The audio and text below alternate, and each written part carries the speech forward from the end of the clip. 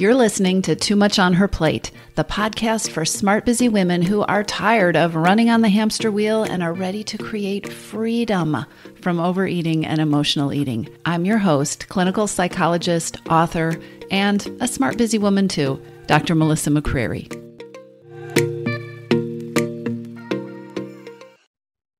Hey, everybody. Welcome back to the podcast.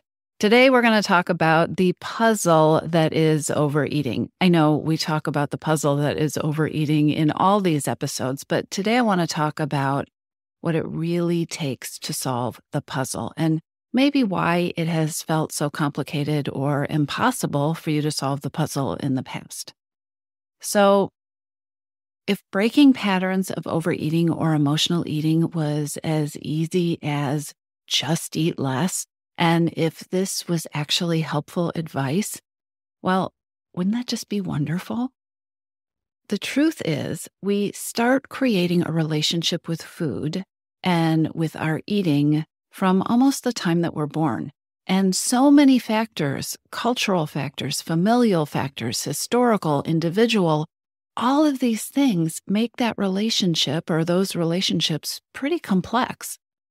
Lots of things can get tangled up and embroiled in the way that we approach and use food and eating and the way we relate to them in our lives. And so creating freedom from overeating and peace with food is really like solving a puzzle. Now, when I start a puzzle, I dump all the pieces out on the table and, I start to get a feel for them. I turn them right side up. I notice the common colors. Maybe I sort them into different piles. I search for the edge pieces. And as I get a feel for what it is I'm dealing with, I start to create a strategy to solve the puzzle. We're solving a puzzle here. I often tell my clients or members of my program that the first step is not jumping blindly into some arbitrary plan, right? What am I going to do? It's getting an understanding of the pieces of the puzzle that you are dealing with. I literally named my program where I teach my approach. I named the program Your Missing Piece, although it's spelled P-E-A-C-E. It is named this because we are literally solving a complex puzzle. That's what's necessary to create peace with food. And this is really important. Not only is your ideal relationship with food a puzzle that you want to solve, but you are probably missing some of the pieces. This is not a problem because you're not good at puzzles. You're probably missing some pieces. Most women are. And this is the reason behind so many vicious cycles and failed attempts and that feeling in the pit of your stomach that this is going to be something that I'm going to struggle with forever. This is unsolvable. Or maybe you have that gnawing feeling that even if you do make the change in your eating or you do lose the weight, the old habits will always come back. It's not because you're not good at puzzles. It is probably because you're missing some pieces. We live in a world, in a culture that encourages women to diet, to deprive themselves, to go without, and then to blame themselves when these deprivation plans lead to inevitably lead to failure and vicious cycles. I know that you can end this. You can end the cycles. You can step out of these ways that don't work, and you can do this permanently. But it starts by making sure that you have all the pieces necessary to solve the overeating puzzle. And I also need to say here that deprivation mentality has probably had you endlessly trying to fit together some puzzle pieces that you don't actually need. Not only don't you need them, they are not helpful at all. They won't help you permanently break free from overeating. And these pieces, these puzzle pieces that you have probably been told are necessary, but aren't going to create the finished puzzle that you really want, are willpower, discipline. Oh, and, blaming yourself, right? That wet noodle that you lash yourself with. You don't need these pieces. You can throw those pieces out, okay? So let's talk about the missing pieces, the ones that will get you where you do want to go, the effective ones. And not by coincidence, of course, these are the 4 pillars, the 4 key modules that we dive deep into inside the Your Missing Piece program, right? Missing pieces. In this episode, I want to give you an inside look at what these pieces include and why they're so important. We talk a lot about what doesn't work or what not to do, right? I'm not going to focus on depriving myself or telling myself I'm lazy or I'm not going to live on willpower. I'm going to throw those pieces out. I'm not going to go hungry anymore. But that actually leaves this vacuum, right? So many women feel stuck because they don't know what to do. What do I do instead of those things? I know those things don't work. I know diets don't work. What do I do instead? So this episode is a high-level view of the key pieces to create freedom from overeating, the key pieces to unlocking or solving the puzzle, the key pieces that diet culture never taught you. Okay, so there are 4 key pillars or areas that you're going to want to address to create freedom from overeating in a way that lasts. I'm going to tell you what they are, and then we'll go through each one and take a deeper dive into what that looks like and what that means. So the 4 key pieces are, number 1, owning your mindset, creating mindset freedom. Number 2, creating an empowering relationship with food. I call that food freedom.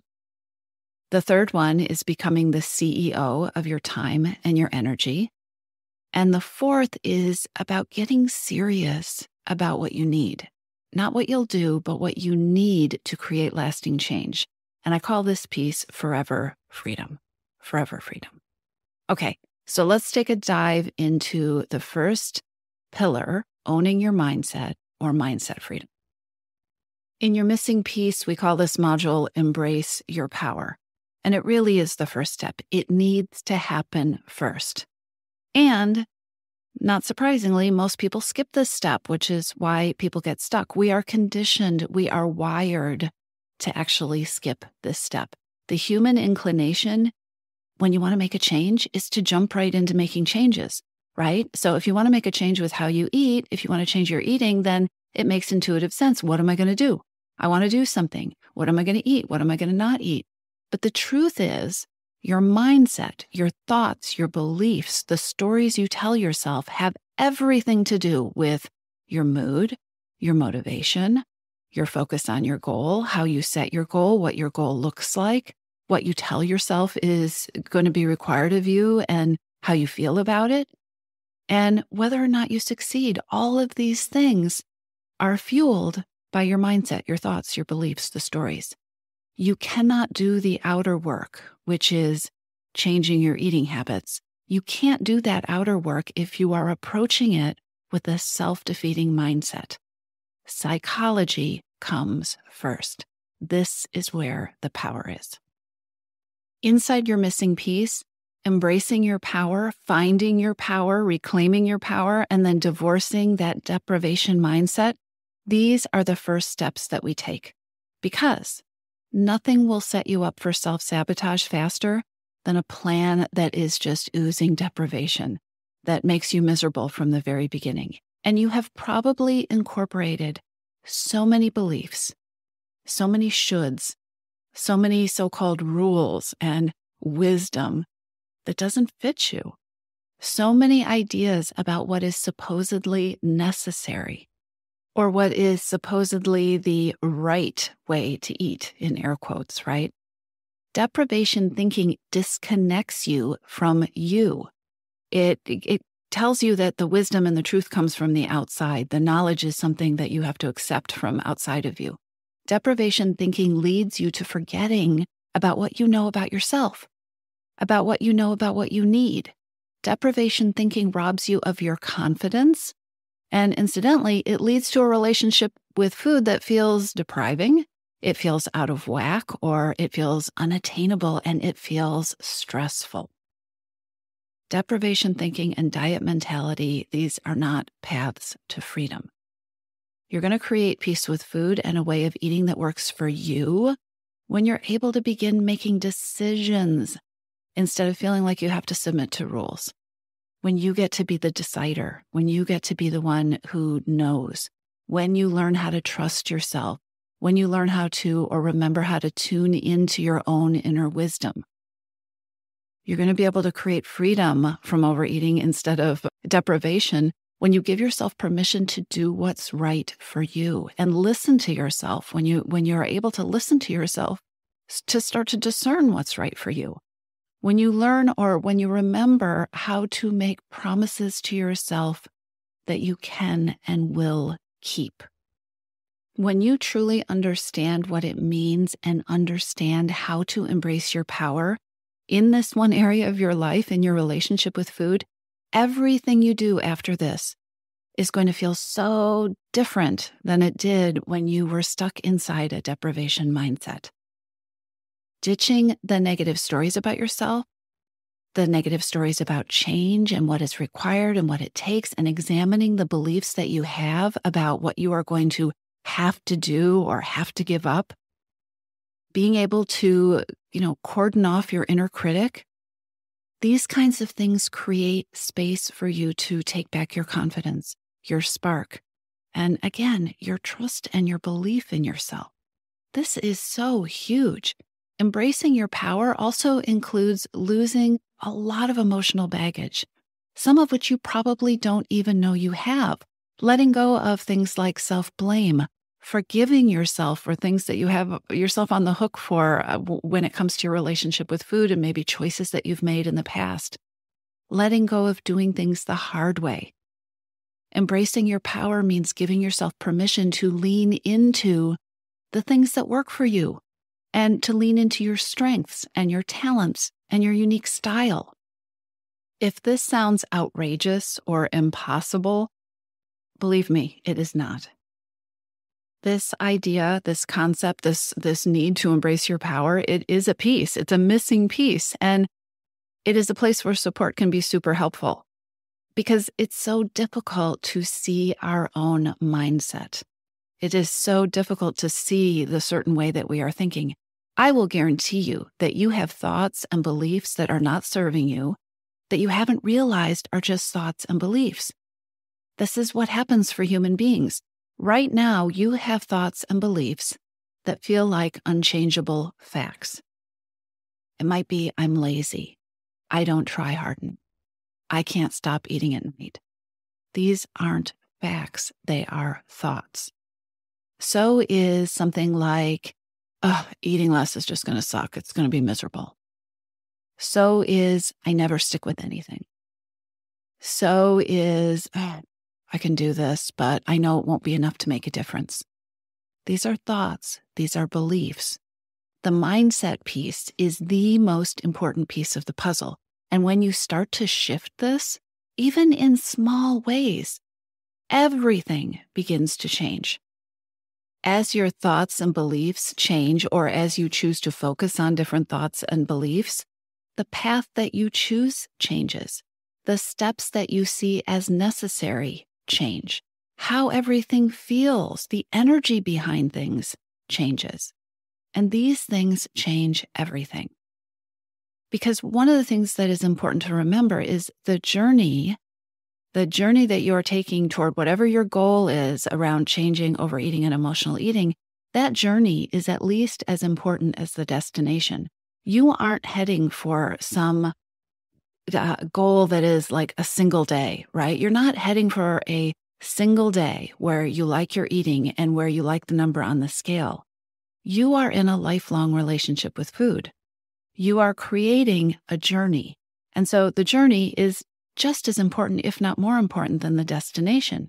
Your mindset has everything to do with whether you're creating freedom or whether you are building this gilded cage that is going to leave you waiting desperately for your cheat days because you don't like the cage. You don't like the relationship with food that you are in. I know I'll get questions about how do you do this? How do I embrace my power? And I won't lie, this is a deep piece of the work. And because it is deep, and also because it's so important and it's so rich, it's one that you practice. And it may be the place where you want to get some support, but you want to practice it. You want to play with it. You want to pay attention to what your thoughts and your beliefs are. Addressing that mindset piece, embracing your power, is a giant piece of the coaching that happens inside your missing piece. Because working this through with somebody else, it's something that I coach members on all the time because it's hard to see our own thoughts and beliefs. Other things that are in the program that you can think about using on your own, or you can join us in the program. I use guided visualizations. Those are available in there. We do some journaling work. We do some mindfulness work. There's a ton of video material and workbook exercises with the goal of really identifying what's going on currently. What are your blocks? Where are you not taking your power? And also practices for stretching and growing your thinking in new and different directions so that you can grow into the power that you already have, that you can start taking it back. Okay?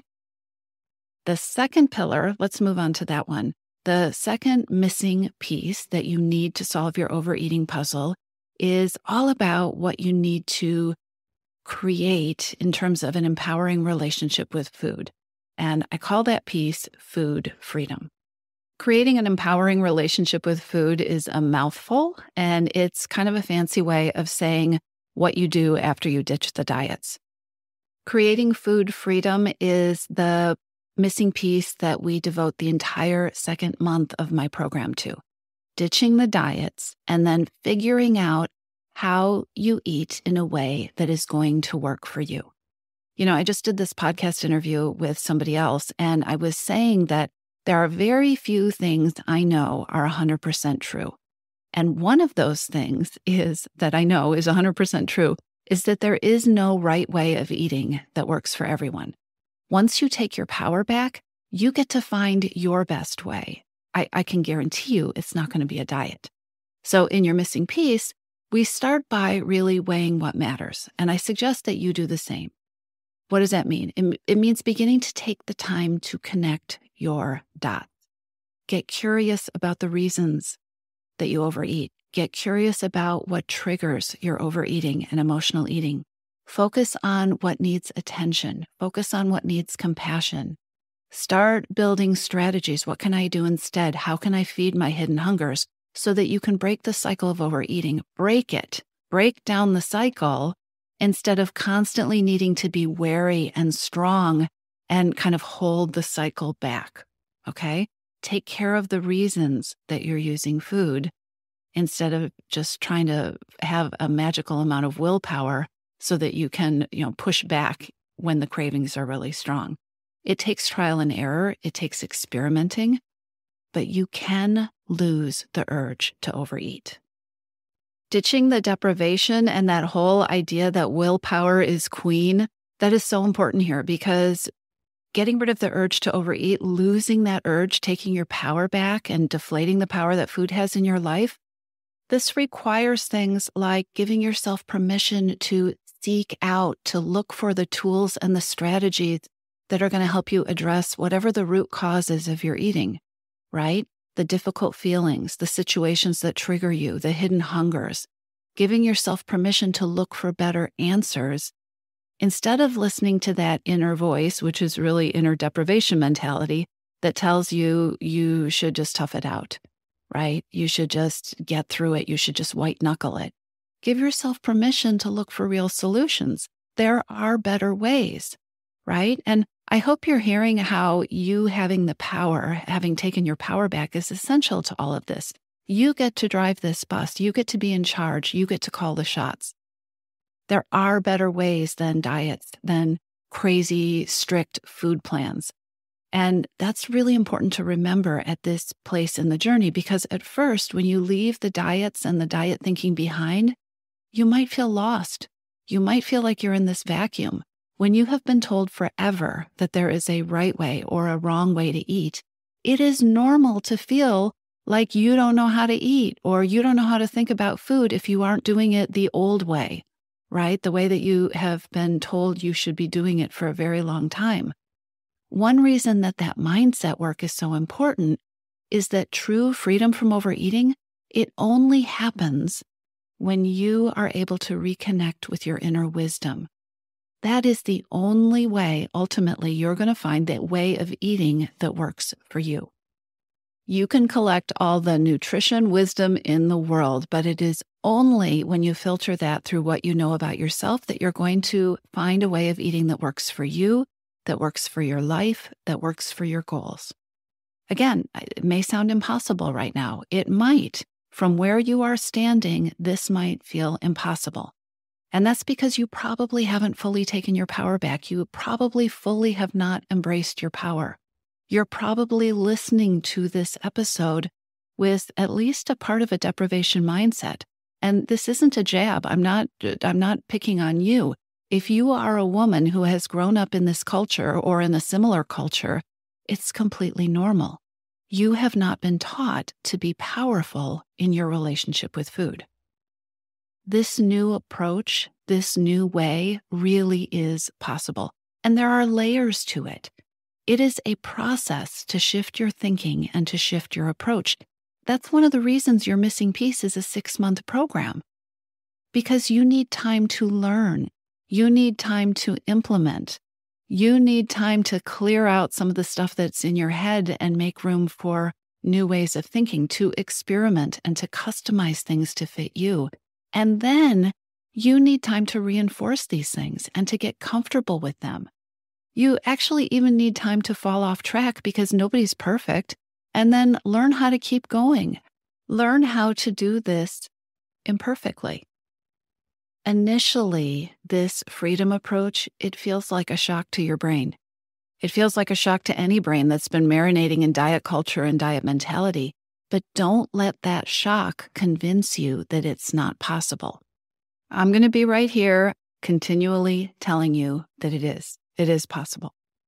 Okay, the third missing piece of the puzzle that is so important for creating freedom from overeating is you need to become the CEO of your time and energy. So the third piece is learning how to do that or relearning how to do that. Taking your power back in this area of your life. Again, this doesn't get included when you are trying to use a diet or to solve overeating with deprivation mentality. But think about hidden hungers.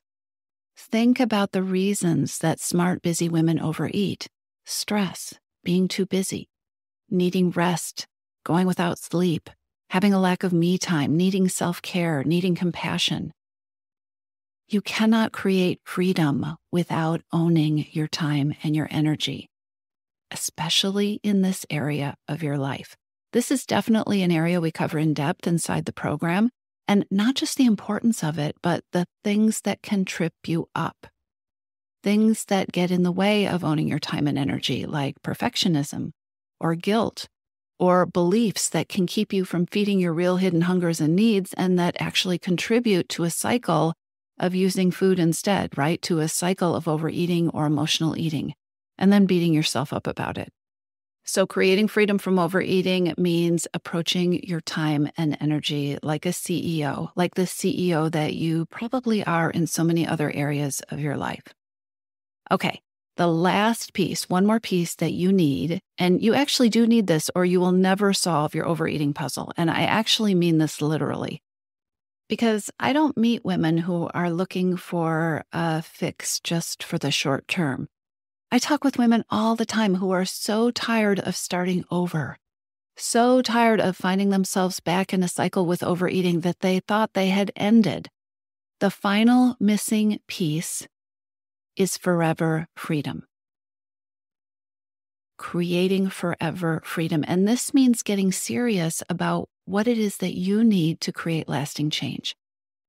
High achievers can be so good at starting, right? And at setting ourselves up to do the hard thing for as long as we can, right? We'll tough it out. But just about every woman I talk to is so ready to stop starting over when it comes to food and overeating and battles with this stuff. Creating forever freedom is that piece of the puzzle that focuses on taking those old vicious cycles and transforming them, moving out of them and creating a lifestyle with food, a relationship with food, one that fits you, one that is comfortable, right? That fits like this great comfy pair of yoga pants. Forever freedom it's about your power. I hope you're so into this theme of you being the one who gets to be in control, because this is what it is all about. Forever freedom means that you've promoted yourself to CEO, not just of your time and your energy, but CEO of your well-being. You are the CEO who focuses on building the habits and on shifting her thinking and beliefs in a way that put her in control instead of feeling constantly reactive. You cannot have forever results if you are constantly in reaction mode, if you are constantly chasing your to-do list, if you can never fit yourself in and probably using overeating to compensate, right? Food as a Band-Aid because you're never getting what you need. Forever freedom means you are the CEO. It means permission to be yourself. Forever freedom means instead of hoping that you can follow some plan that someone gave you perfectly, forever freedom is a huge shift from that. It means creating an approach that acknowledges your life, acknowledges that challenges and hurdles and unexpected events are very, very real. They are not aberrations. They are not times when you have to go off your plan. Your plan includes these things. Life will be busy and stressful and messy. Including forever freedom means having resources that support you when life goes sideways. Acknowledging that your life is going to go sideways sometimes and being able to stay on the path because the path includes that. The path is built for forever. Solving for forever freedom is the opposite of the perfectionist belief that you have to get everything perfect to succeed. You have a plan that will work for you forever, which doesn't mean you're going to do the same thing forever. You're going to adjust. Actually, that's part of forever freedom, the freedom to adjust and to experiment, to get support when you don't know what to do, to ask for help. Forever freedom is a real plan that addresses your real life. How radical is that, right? That's freedom. That is freeing. And it is essential to creating results that are going to last and a way of being that is going to last and a relationship with food that is going to feel free. I know there's a lot of freedom talk here, but I got to say, I have talked to hundreds of women about what they want in their relationship with food. And that is the word that comes up the most. I want to feel freedom. I want to be free of this stuff. I want to feel free. It's such an important word. It's actually a very empowering word, right? Which is kind of brings us full circle. So let me end with this. Solving your overeating puzzle, it isn't rocket science, but it can feel complex. And it's a lot easier when you have the right pieces to put the puzzle together. The pieces that I've talked about, they don't actually fit like a jigsaw puzzle. These pieces overlap. And your behaviors and your choices are influenced by your thoughts and also by the daily events that can set the tone for both of those things. So creating freedom from overeating, sometimes, actually quite often, it feels like a dance between the mindset work and the food freedom creation and fine-tuning as you go so that things are going to be set up for endurance, right? So they're set up to last. It is so important to give yourself time and give yourself grace and not to lose hope. And if you want support and help and the exact set of tools that I've designed to make this as easy as possible, then definitely come check out your missing piece. I'll talk to you soon. If you're ready to lose your overeating and emotional eating habits and you are ready to step into a relationship with food that fits you, one that doesn't rely on willpower and deprivation, then now is the time to join your missing piece. Enrollment is open and this is the perfect time to join me. Go to toomuchonherplate.com/freedom or just click on the link in the show notes. Your Missing Piece is the program where I show you step-by-step how to create freedom from overeating with a unique combination of psychologist-designed, personalized work with me, coaching, and smart strategy. You'll learn how to reclaim your power, ditch the diets, and create results that are built to last. Check it all out at toomuchonherplate.com/freedom, and I'll see you inside.